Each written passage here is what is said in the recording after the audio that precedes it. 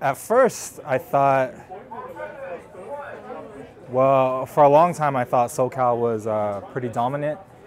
And then I'd heard rumblings and whatnot and watching match videos and that we weren't as dominant. And I was like, you know, whatever. But recently, yeah, I feel like SoCal really needs to step it up. I think we have probably the largest pool of players. But I guess as a consequence, we're not really too organized. Everyone kind of just does their own thing.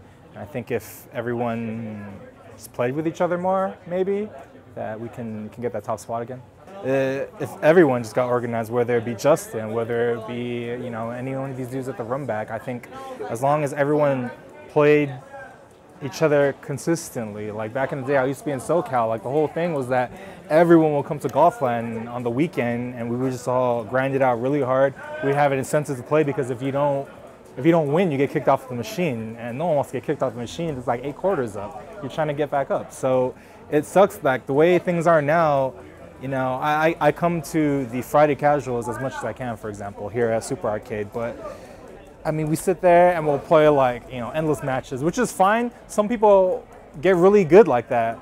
Fortunately, I'm not one of those players. Like there needs to be something on the line for me, whether it be something as small as I don't want to lose because I want to keep playing. And maybe, you know, it's just in my head. I don't know. Maybe that's just the old style of practicing or whatever. But in any case, I think as long as everyone just played more, played hungrier, played more consistently, then, you know, there's no reason why we shouldn't be on top. As of late, everybody's been kind of like either off their game or people haven't been showing up to like the run back, or people they don't seem as hungry anymore. So it's like, I don't know what we can do. And then a lot of the top players don't show up anymore, or they rather get practice somewhere else or at home, or I don't know, people need to come out more. What can light a fire under SoCal Marvel? I think the only thing that can do it really is a rivalry. I think that's what gets people going. That's what convinces you that you have to train really hard, is the need to beat somebody else. It's the need to be the best on your own, but if you feel like you're already good within your own circumstances, then you just don't work as hard. So I think there needs to be some kind of rivalry.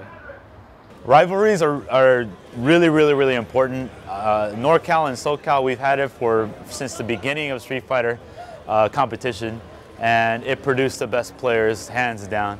Then East Coast started producing their own rivalries all around their areas, because there's, I mean, California is one long big state, but East Coast has many, many states, which everybody wanted to prove who the best players was. And I think bringing that element to any tournament, exhibition, is always going to get the people talking. They're like, hey, is that city the best? Is that state the best? Is that country the best?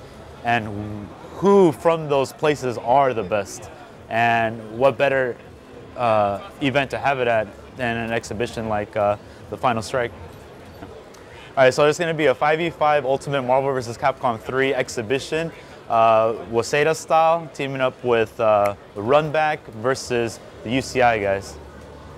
All right, for the Runback team, we got Infrit, Royal Flush, Killer Kai, Clockw0rk, and Helix.